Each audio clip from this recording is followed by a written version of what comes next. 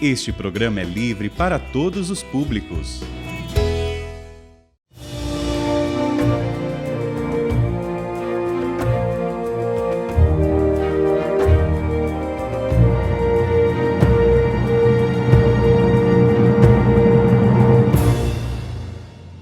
Olá, irmãos.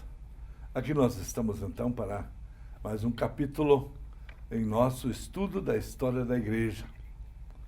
Chegamos na última vez já ao século XX e terminávamos nosso último encontro exatamente com a morte do Papa Leão XIII, em 1903.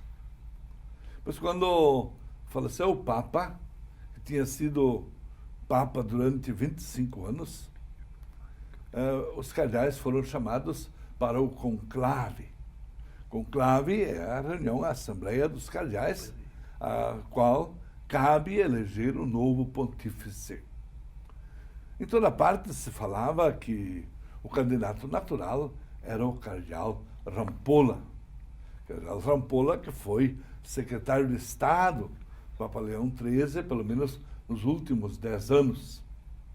Mas, abertos os trabalhos do conclave, foi lida uma carta que veio do imperador da Áustria, e o imperador vetava exatamente o cardeal Rampolla. Qualquer um, menos o Rampolla.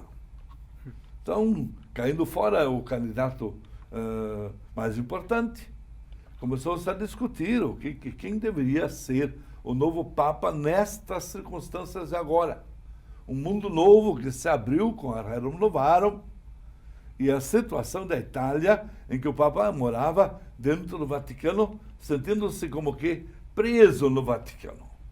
Ele estava desde 1870 dentro do Vaticano, considerando que não poderia sair dos limites do Vaticano para entrar na Itália. Então, nesta situação, o que se queria? O cardeal Martineux, da França, tomou a palavra e disse: um Papa que seja estranho a toda a polêmica, que tenha passado uma vida de cura de almas, um Papa que saiba se ocupar do governo da Igreja e que seja, acima de tudo, um padre pastor da Igreja. E acrescentou: é o cardeal Sarto. E assim, este cardeal Sarto passou de um cardeal desapercebido, de uma hora para outra, grande candidato, e acabou sendo eleito. Quando ele depois aceitou o papado com o nome de Pio X. Pio X. Esse homem, até ali, tinha sido um homem cura de almas. Sempre tinha trabalhado na pastoral. 9 anos como vigário paroquial em Tómbola, 9 anos como pároco em Salzano, 9 anos na cúria diocesana de Treviso e diretor espiritual do seminário, 9 anos bispo em Mantova e agora os últimos 9 anos, cardeal arcebispo de Veneza. Então, era este o Giuseppe Sarto, hoje Pio X. Como Pio X, podemos dizer, como Papa, regulou, primeira coisa, os futuros conclaves. Este privilégio de ingerir no conclave, vetar um cardeal, o Papa cancelou. Nunca mais haverá ingerências do poder político na vida da Igreja. Permitiu a comunhão frequente para os fiéis, que até então praticamente comungavam só aos domingos, e permitiu a comunhão para as crianças, porque até então era costume na Igreja a primeira comunhão aos 15 anos de idade. Agora o Papa abre a possibilidade, a partir dos 7 anos de idade, a primeira comunhão. Além disso, Papa Pio X foi o grande Papa que organizou e reorganizou a Cúria Romana. Sob a coordenação do seu secretário de Estado, o cardeal Méry Delval, famoso cardeal inglês, mas com boa formação e longa experiência na Itália, ele reformou toda a Cúria Romana. Agora, o Papa Pio X, olhado assim pessoalmente, podemos dizer que ele foi um pontífice reacionário. Era, de fato, um santo pontífice, defensor da reta doutrina e dos direitos da Igreja.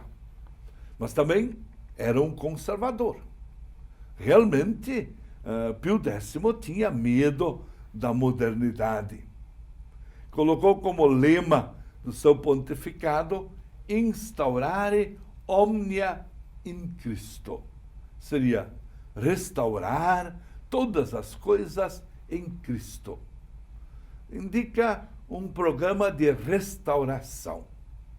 Com isso, ele assume oficialmente a luta contra o modernismo.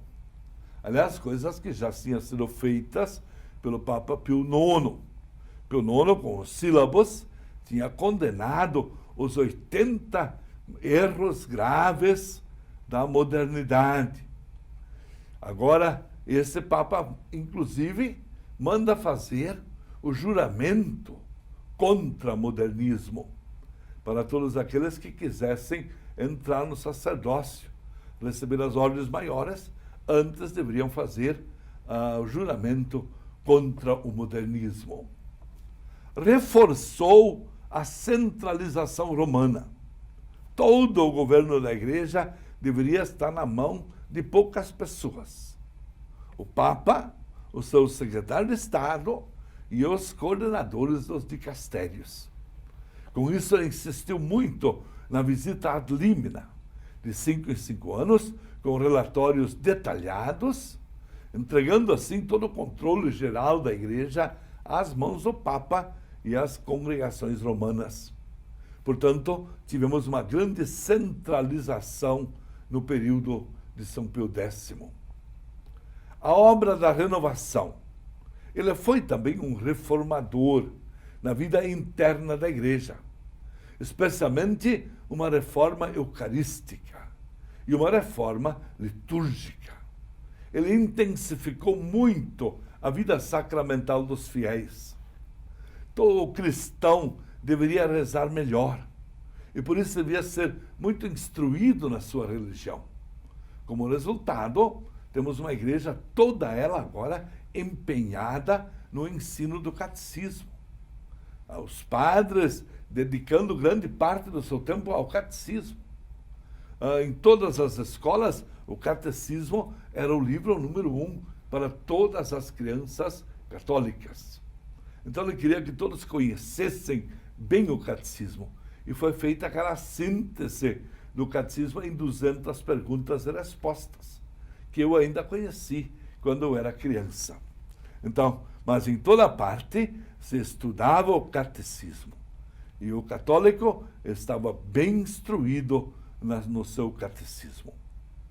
Queria um clero instruído, piedoso e zeloso, bem dentro dos princípios do Concílio de Trento. Reformou o breviário, todo ele em latim, evidentemente, e escreveu uma importante encíclica chamada A Exortação ao Clero, onde ele realmente coloca as bases fundamentais do verdadeiro sacerdote, aquele que reza, aquele que prepara as suas celebrações e, sobretudo, aquele que dedica tempo a preparar as suas homilias. Encaminhou a reforma do direito canônico. Ele queria uma reforma do direito, mas ele não conseguiu concluí-la. Sabemos que o direito foi promulgado mais tarde, em 1919. Reorganizou toda a Cúria Romana, reordenou as atribuições das congregações e principalmente os seus métodos de trabalho. Ele tinha, além do secretário de Estado, da Secretaria de Estado, um pequeno grupo chamado a Secretariúla. Era um grupo mais próximo, onde participava o Papa, o cardeal Meriderval e mais algumas pessoas importantes com os quais ele tomava as decisões. Depois, então, a Secretaria de Estado iria trabalhar em cima disso e as congregações recebiam todos esses temas e os levavam adiante.